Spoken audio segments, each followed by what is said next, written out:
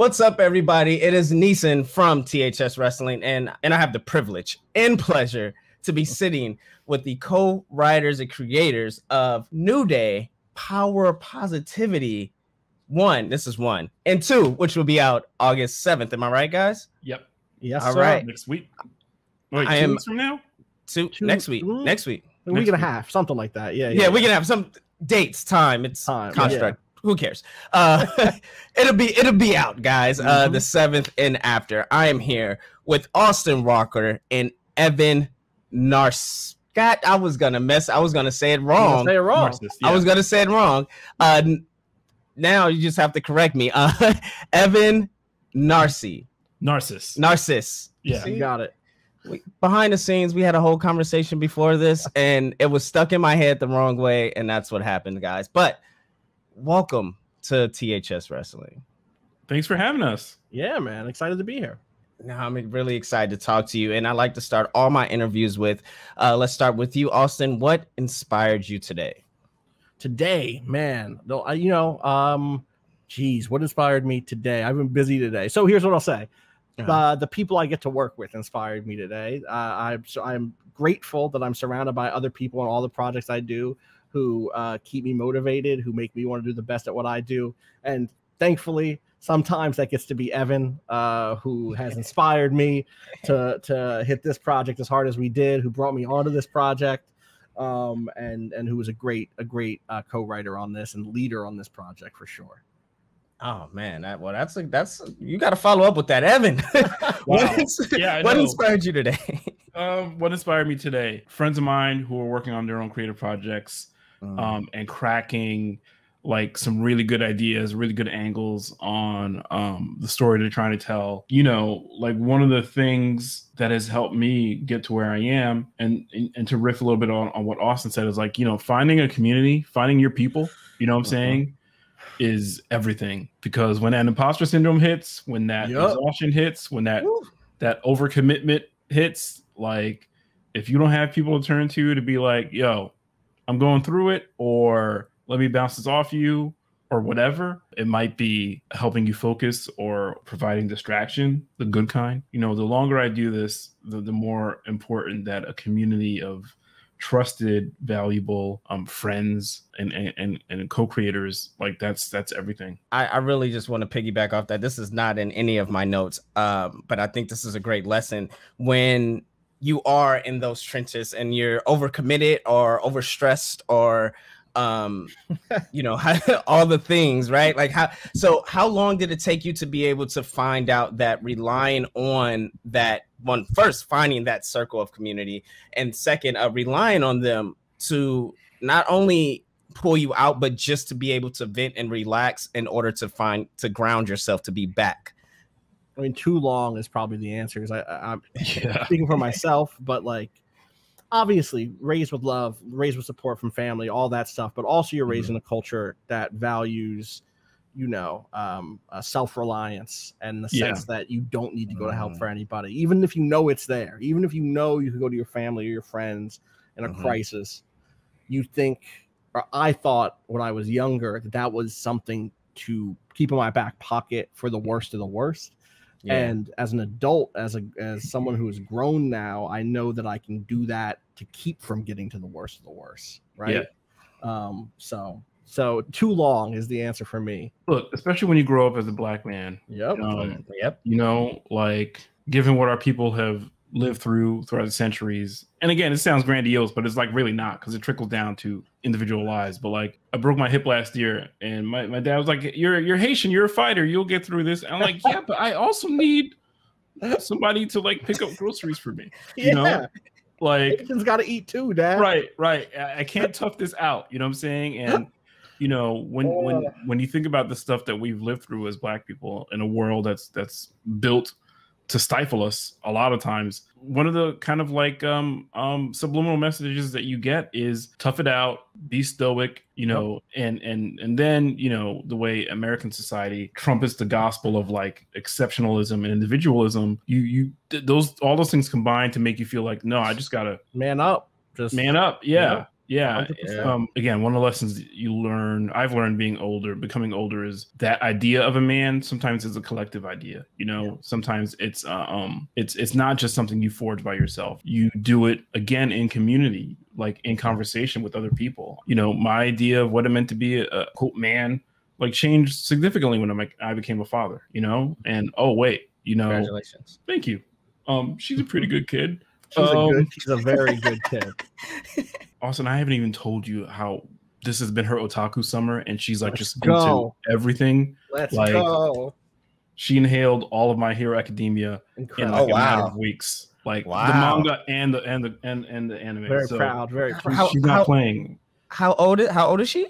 I don't want to give out too much details, but she's But is old enough for that. Is she? Yeah, I'm like that's incredible. Like that's great, man. Yeah. So all that to say, your life changes, and your definition of who you are and what you need to be and how you cope has to be flexible, or else you will get crushed. To bring it back around to the comic, I think that's something the fictional version of the New Day learns in the comic, and they had to learn it in real life too. So just drawing on stuff that we all go through and using that as fodder for the story we want to tell, like was really important to us. So this conversation I want to have with you guys, and I have it at the top of my page, is representation and culture. Those are two things that stuck out, not only when we talk about the New Day comic, but when we talk about the New Day, and then when we talk about us being Black men, and we talk about professional wrestling.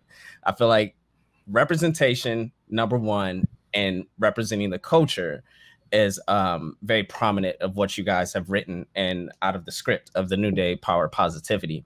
And so with that, you just touched on it about that's how the story and the journey of them in part 1 and 2 of them not only finding themselves, but finding how they're going to represent something bigger, right? The kids that see them, but also just people that from all walks of life, from video games to shoes to powerlifting, to barbershop, which is incredible, by the way.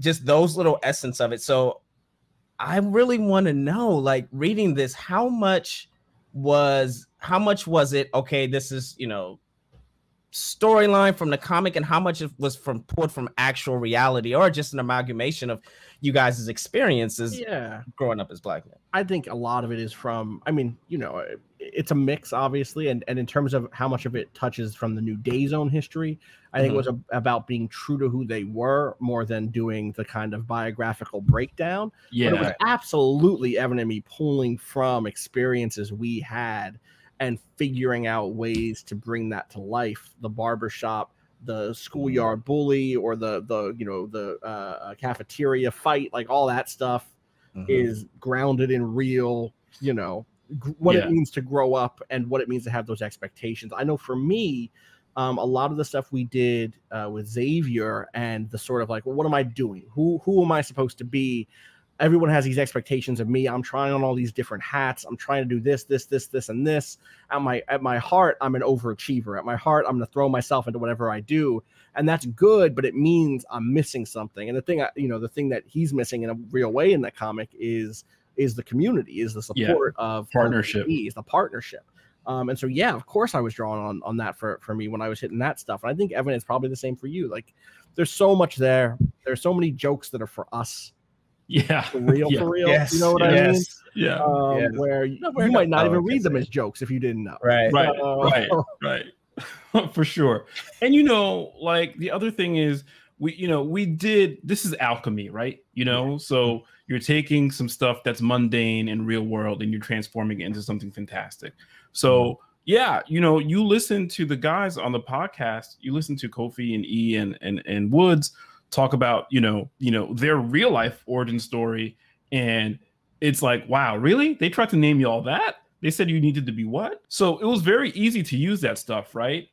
As source material, but also, like, again, to make it like fantastical and metaphorical was part of what we want to do, right? Like, to not have it be so kind of wedded to real life that it felt like you knew what was going to happen next when you turned the page, but also, Neeson, the other thing that you said was about representation. Like, we're in an era now where, like, yes, the breadth and depth of, like, the stories you can pull from Black humanity are still underrepresented, right? So it's easy to still say, yeah, representation matters, but like, and it does, you know, but a lot of times people just want to point at what's on a screen, you know, and okay, yeah, is there more melanin than there was 10 years ago? Yes, that's great. But like, what does it mean to be that representative, right? What does it mean to be the first person who does, the first Black person who does a thing, you know, in 2021, you know, like, what does that mean? Yeah. And on top of that, to build off that, it has always been the question of like, well, who gets paid off that, right? Like who, okay, you put a Black character, or, you know, you put a cape on a Black character, you put a familiar looking cape on the, whatever that is, whatever that situation is. Does that move the needle? Absolutely. 100% it does. It can be really interesting. It can be great. But who's holding the pen, who's getting the check? And the important thing for me on that is that's the New Day's story also. So not only did we write it, but also it's a story about the New Day taking control of their own story, taking control of their own careers, and moving away from a model where they would go stand in front of a camera to line someone else's pockets, where they didn't have control over what they did or said on that camera necessarily. To a mode, and this is the story that we're telling in the book, to a mode where they're able to tell their own story, and everyone benefits from that. Everything is better when they're in creative control of their own careers. It's so much there that I was like, I just want you guys to continue going, but I also want to jump in because it was just. You be careful. Listen, Evan and I haven't caught up in a minute. I'm okay because this is great because you mentioned from even Xavier and how he is going through this thing of like, yeah, I have all these hats, but really what he was looking for is community. And as somebody on the outside that was watching A New Day and was a fan of Austin, Creed, and you know, TNA, and then was a fan of any Black wrestler I was a fan of because I was like, oh, Black wrestler, there's one, like, right? So watching his career go from just being R-Truth's friend, then when he premieres, right, even in NXT, but then he's just R-Truth's friend and having Funkasaurus's theme song, and then you start knowing more like, oh, he's doing these like raps and he's doing like he's recording his videos. And at the time, just a little bit about at the time, like I was on tours with my music group and I'm performing and I'm doing all these things, and I'm like, dang, I want to do, but I can't because they want you have to do this, right? And you see this other person that's doing all these other things. And as you're like trying on all these different hats, and what you're realizing is that it's the community that you're really bonding with that's attracting you to these things. It's the brotherhoods that are bringing you, like, you know, they talk about locker rooms and how they just want to be with each other and then laugh, and that's the thing that makes everything okay. And it's like, yeah, like that's how it feels being on tour when you're in the middle of wherever in a music group and you're in a van by yourself, right? Like, and it's just you and your boys and you're just like, this is what it feels like.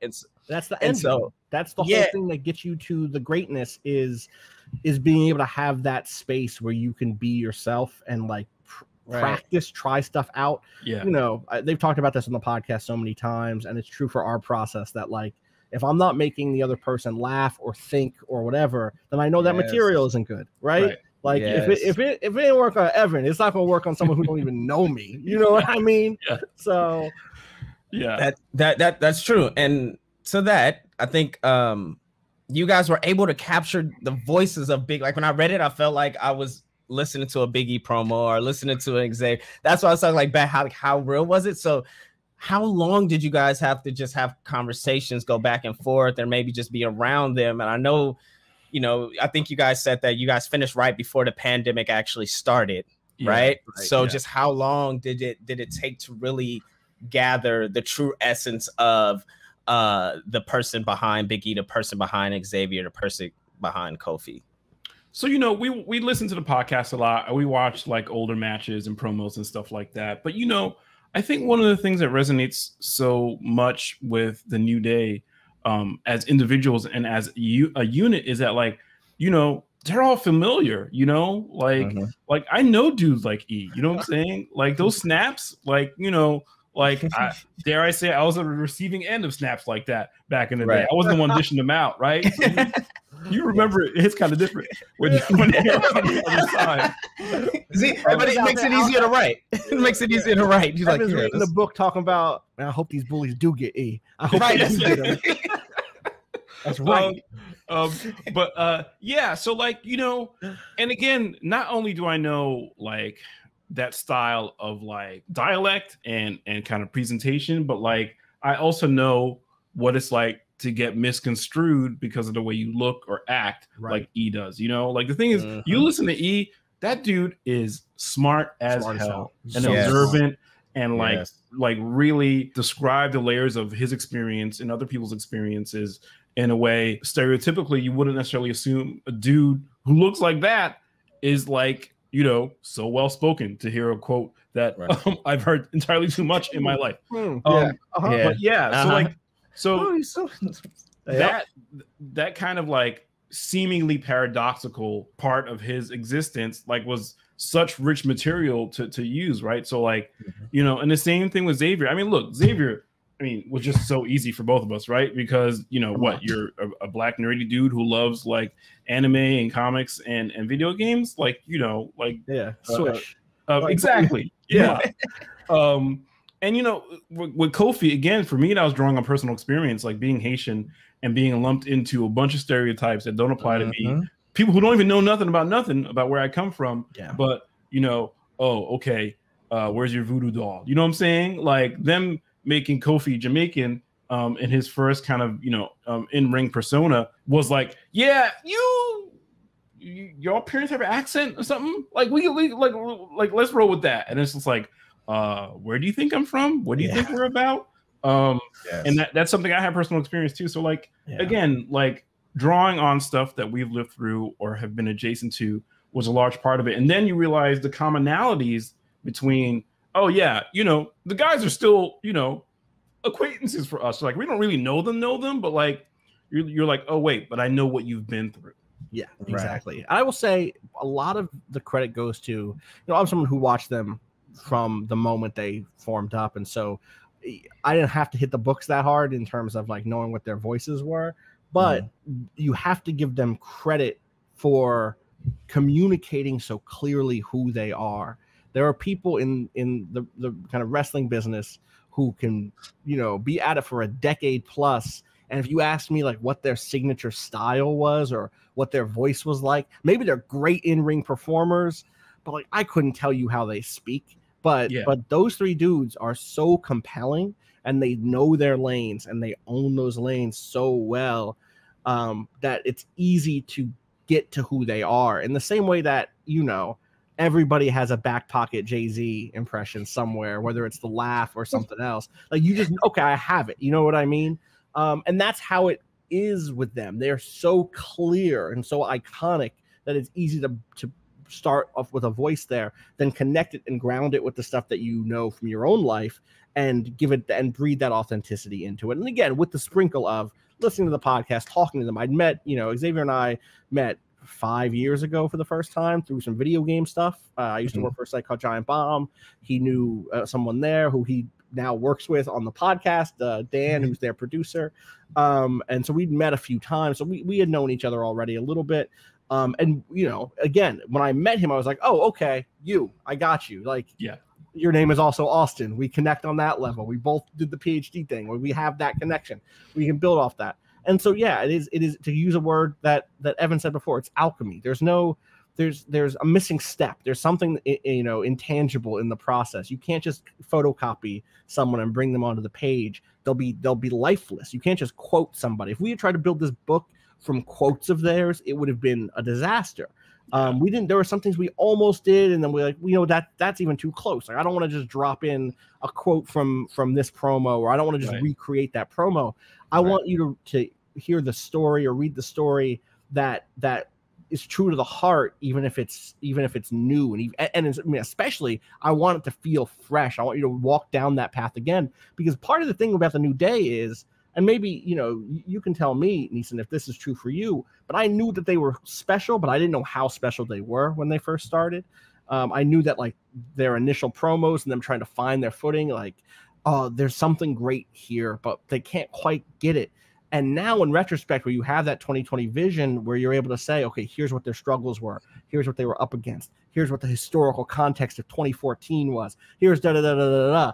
And suddenly you're like, okay, that story actually resonates deeply. And so for us, or at least, you know, from what we were trying to do, was to capture some of that bigness, the bigness of what they were doing, that at the time wasn't always clear. And if you just look at, okay, well, they did this match, they did this match, and they won this, they lost this, the details don't always tell the whole story. You know what I mean? So it's a process. So I'm really trying to form my words without telling the story of book 2, right? Because I think book 1 is a great standalone piece on its own, but I think book 2 really, really nails in all the things that you just said.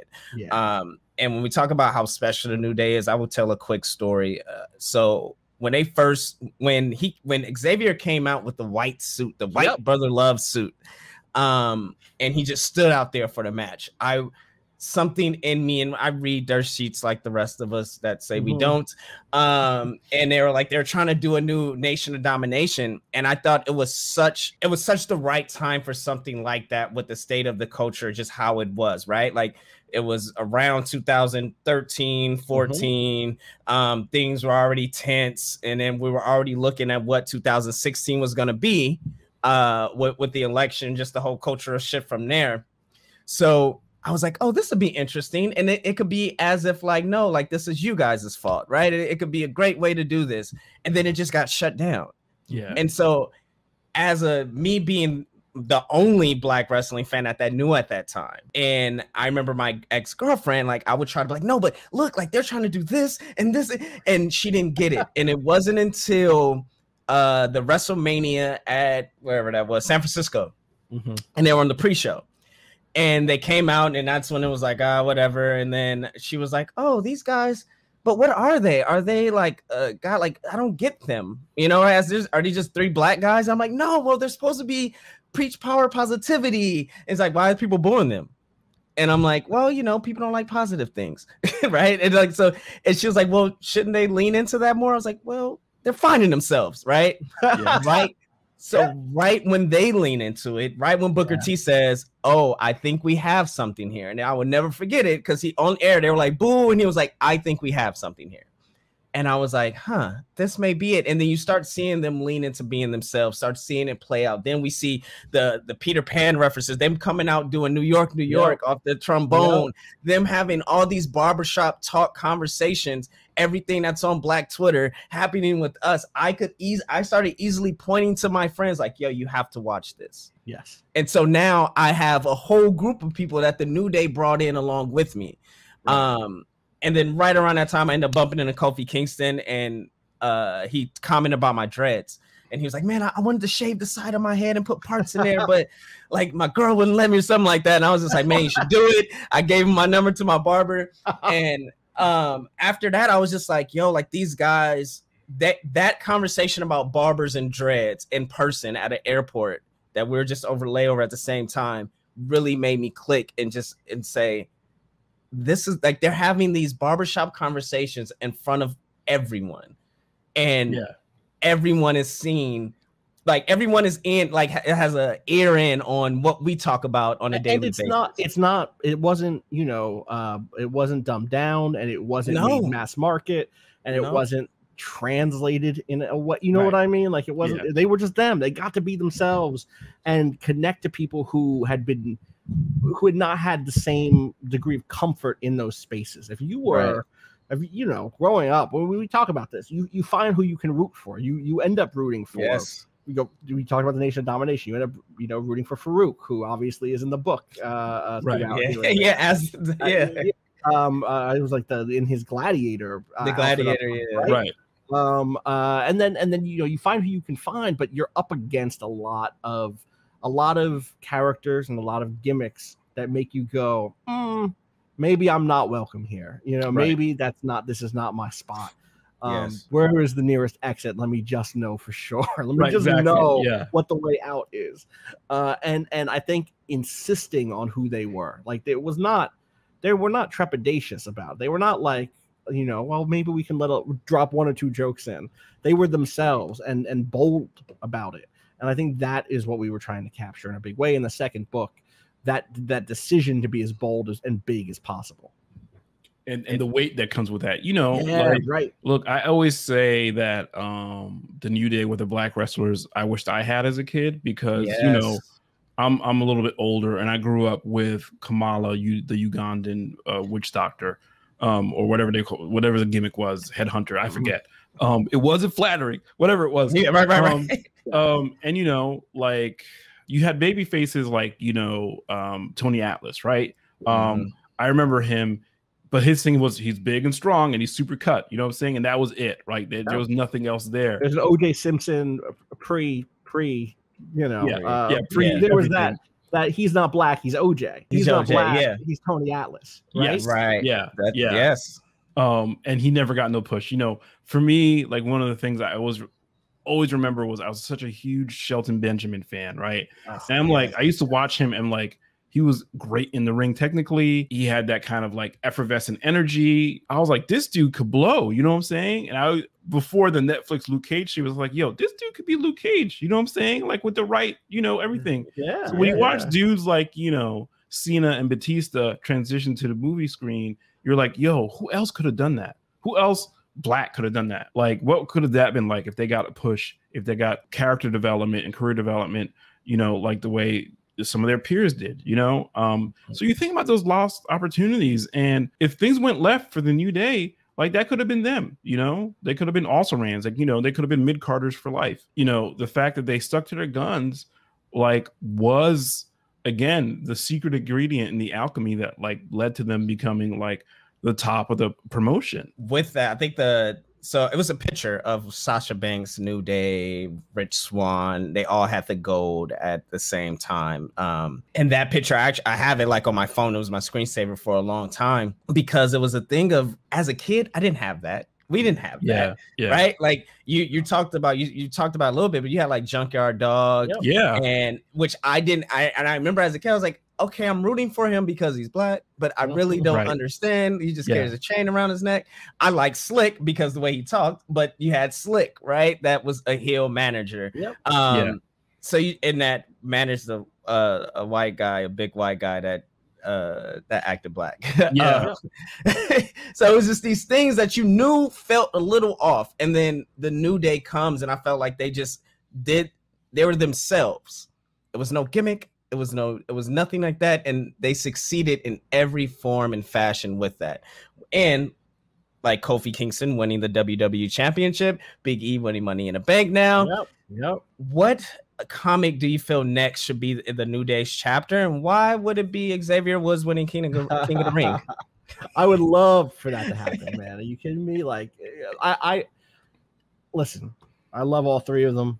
Xavier's my brother again. We're both named Austin. It is what it is. But I genuinely believe that Xavier may be the most slept on member in terms of in-ring performance. Big, you know, E, it's the opposite. I think people understood immediately that E was talented, and they didn't in the ring and didn't know how good he was on the mic. Exactly. Right. But and we had that term. People now get that. I don't know yet that people understand how good Xavier is in the ring as a storyteller, as an athlete, as a competitor.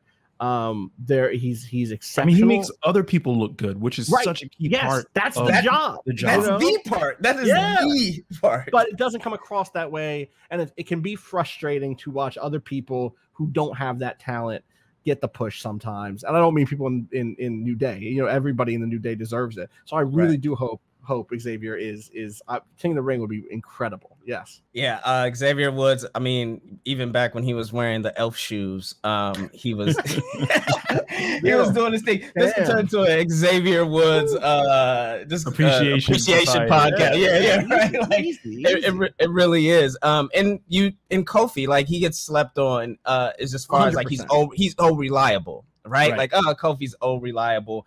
But again, we just seen it with the whole Bobby Lashley thing. Like, it took nothing but a week or so to think like, one promo with him by himself and one match, and you're like, Kofi Kingston, like, he's that main event guy. Like, we forget. And just to have that in your pocket and to come from these three, and to have, you know, a comic, like, I really fell out of comics for a long period of time. I think my last one was X-Men versus the Avengers, I think. That was like my last comic that, like, I really got into, and I fell off. And that's when Namor flooded Wakanda. We didn't forget Namor. Right? We didn't forget. which I wanted to talk to you about, because I know you wrote Rise of the Black Panther, and you had these voices that you're able to write for, like Namor, like Storm, True. and now that we're going into Wakanda Forever, where do you think that we're gonna go with, as far as maybe a Namor, maybe a Storm, and just the worlds that Wakanda could actually bring to real life? I mean, look, I don't know anything. This is no snipers. Allegedly.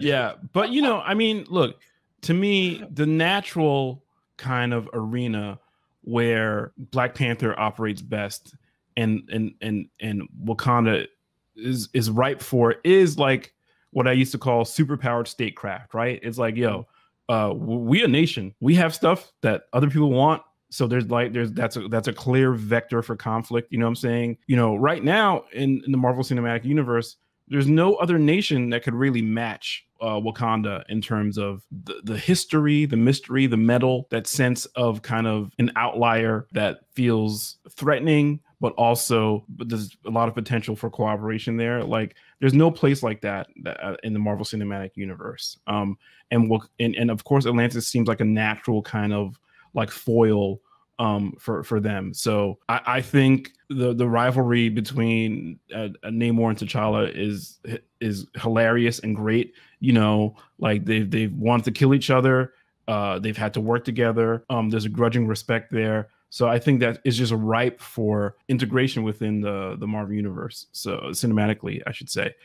So yeah, but I think that's the thing about comics that is really great as a storytelling art form, is like you have this aggregate publishing history of a character like the Black Panther that stretches back like almost 60 years. There's just so much to pick from, So when you say you fell away from comics, right, and the last thing you read was Avengers vs. X-Men, I'm like, well, damn, you're saying goodbye to a whole living history, right? And I'm not trying to like nerd shame you here, but like, because I know I get it. Please, because I know like what it's like to be like, oh yeah, I had a period of time where I stopped reading X-Men comics for like 5-7 years, and I can't tell you a goddamn thing that happened.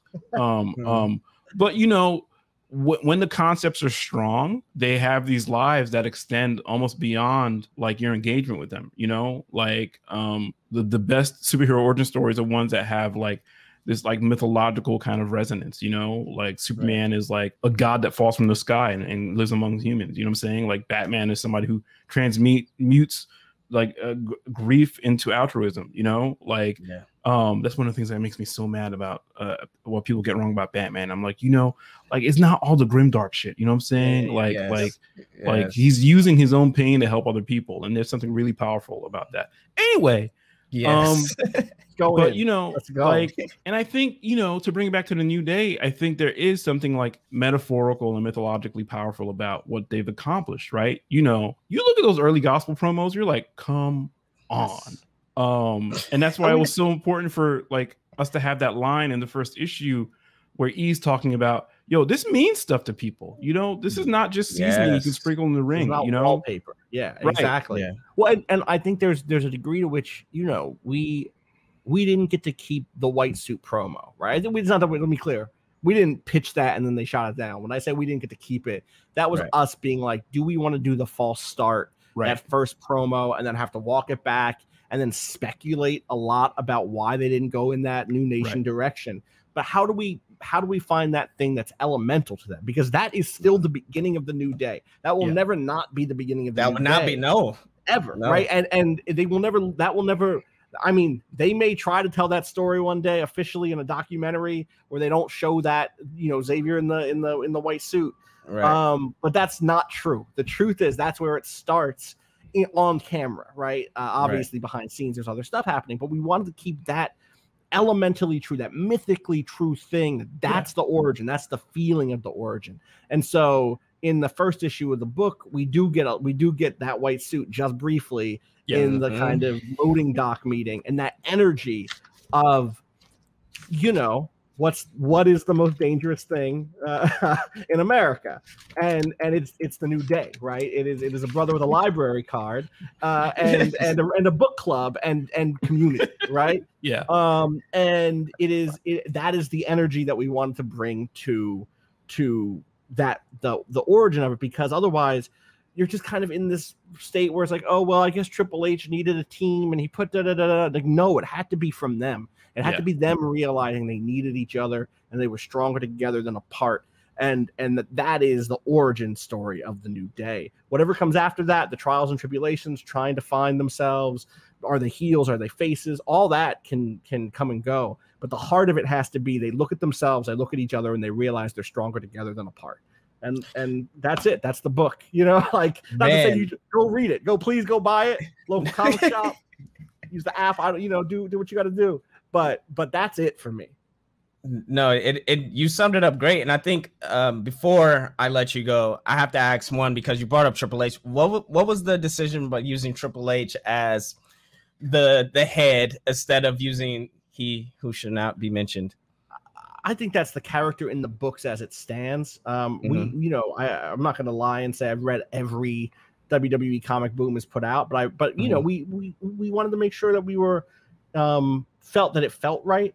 And I will say, as a reader and as someone who watches, Trips has been the dude in that role in the last decade, most prominently, most often. You know, like, obviously, Mr. McMahon, the character, comes out every now and then and throws a wrench into stuff. It's a big deal when it happens. But in some ways, maybe this is a BS answer, but it was important that this wasn't a big thing that was the roadblock for them. The roadblock for Black folks in America is not a mustache twirling supervillain. It's not a cackling madman.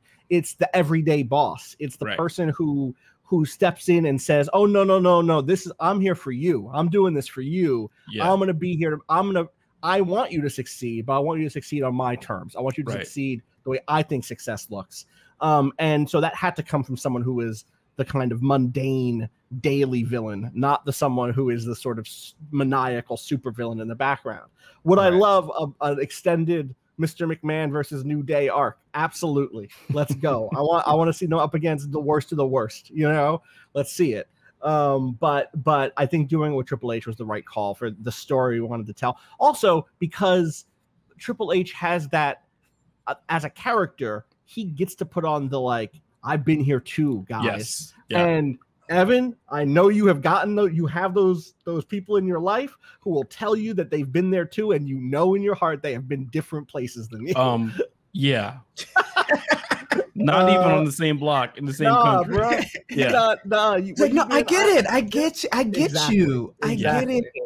Yes, and that's Triple H is in this book as a character, not as a person. Which, you know, the tension there is it makes it harder for the New Day, you know, in where they are in their journey to say no, because they're like, well, yeah, you know, he does have that trophy case full of all that stuff, you know.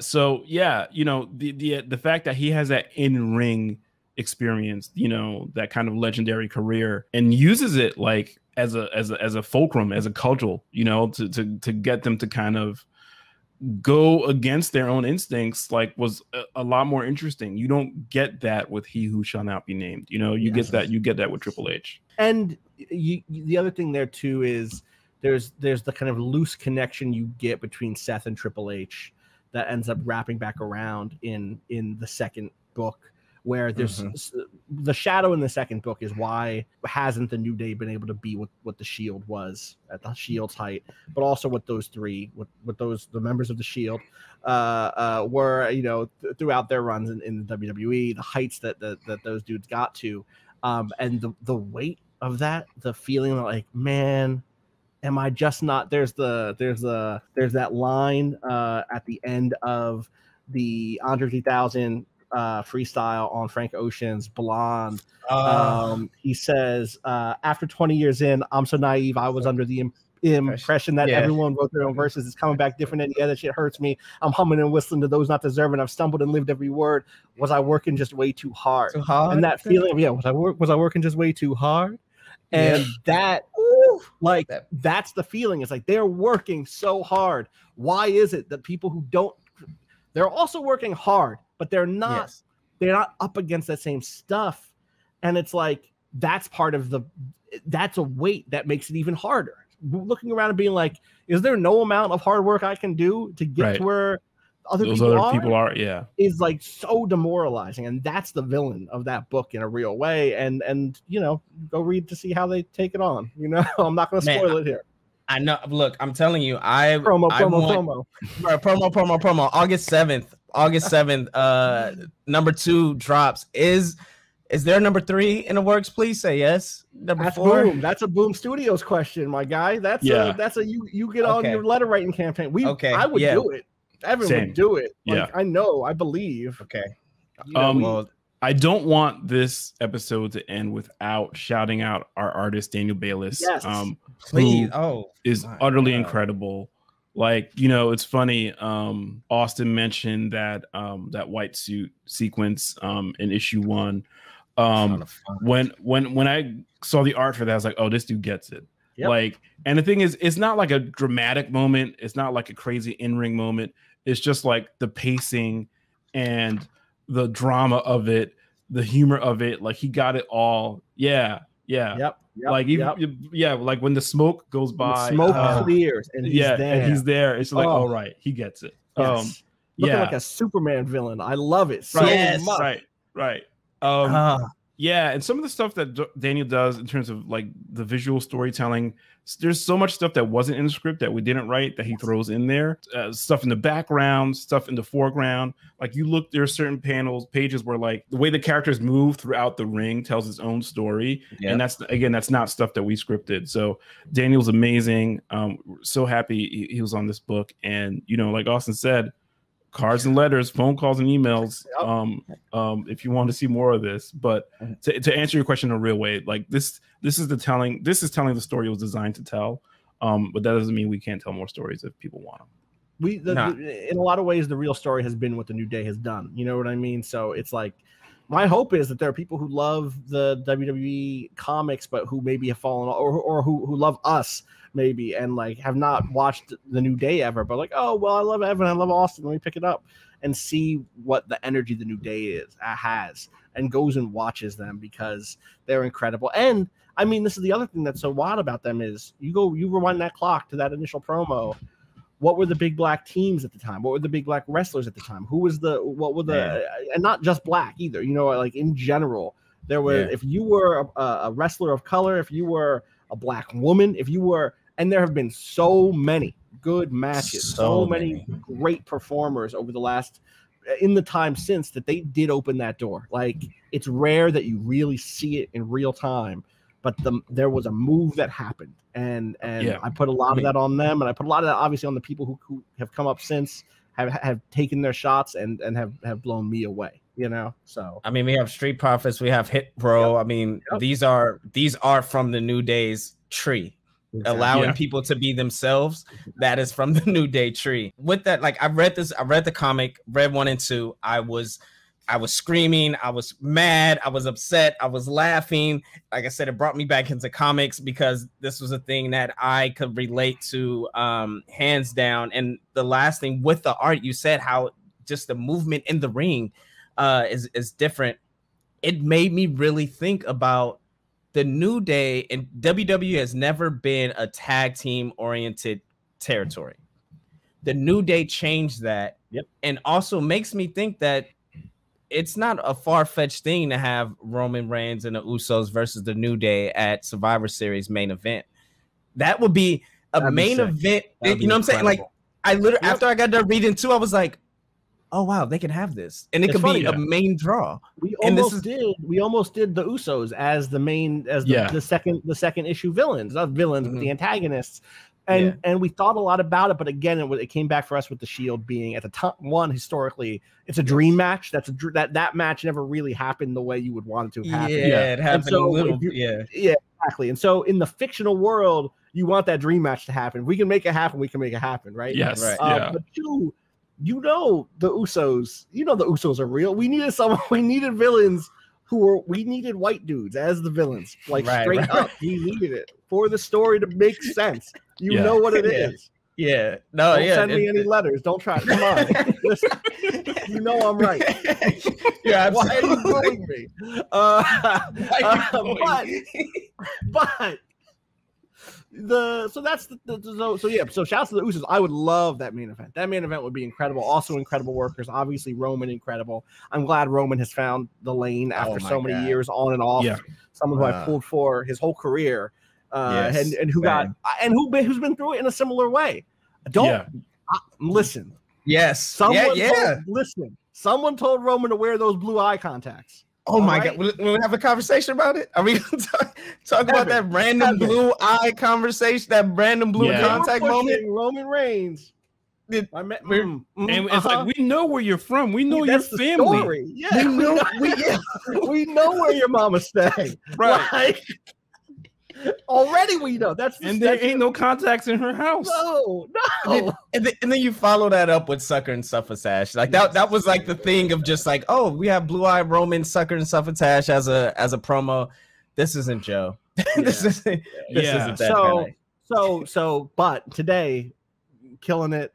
Love the Usos. Would love that main event. Please send it up. Let's see if it works. Man, I think this honestly, this is the way. New Day, Power, Positivity. 1 is out now. 2, August 7th. Please let them know where they can follow you, bombard you with all gratitudes and thank yous and just love, because you guys, again, you did it, man. You lit this thing on fire. Like, I don't even know why I'm holding it right now. And I got 2. I bought these, guys. I bought both. Okay. Thank you. I love that Raza cover. For number 2, that variant. It's so good. I can't wait. They're incredible. They're so good. You follow me on Twitter at Austin_Walker. Evan. Twitter. My Twitter is at Evnarc, EVNARC. But before we go, Neeson, I got to tell you, I've been holding this in for like a good 20 minutes now. I'm really mad at you because you made me think about Akeem, the African Dream. And I had thought about that dude in decades. Yeah. That's how I was like, he was memory hold. He was good. He wasn't getting out. And then you were like, Slick and that one guy. I was like, oh, I remember that one guy. Yep. That one guy. Akeem and African Dream. Slick. Yeah. Hopefully the days of such a gimmick are long past us. If they're not, then we're in trouble. And I was like, well, I mean, they're not that. I think that's a whole conversation. Yeah, that's a whole conversation. They're trying. It's progress. We're slowly, it's still old time wrestling. It's incremental, right? That's exactly it. That's exactly it. It's still wrestling at the end of the day. It's still wrestling. A game of yards. Like it's little improvements here and there add up. You're building a wall. But again, that's what makes the New Day's ultimate kind of evolution so gratifying. Is like, we didn't know, they didn't know if they were going to get here. And, if I can speak collectively, like, we're so glad they did. Yeah. And we were so glad to write this comic. Man. And I appreciate it. Like, I'm a huge New Day fan, but I'm also a huge wrestling fan. And for them to speak to someone like me that loves video games and host and raps and all the things that I got shunned for as a kid, right? That the reason why I had to fight so much as a kid. It's like, no, they're making it cool. And I appreciate that. So, and this, I'm gonna just keep saying this. And this comic, guys, is even making it cooler because now I could be at the gym, like in between something, reading about Big E at the gym, lifting weights, everything will be okay. It all makes sense. I appreciate you two for being a part of this conversation, this interview. We definitely went over. I apologize on time. It's all good. But I was enjoying it. So thank you very much. Thank you for having us. Oh snap, Jinx. But we just in sync like that. That's how you know. That's how it is. That's insane.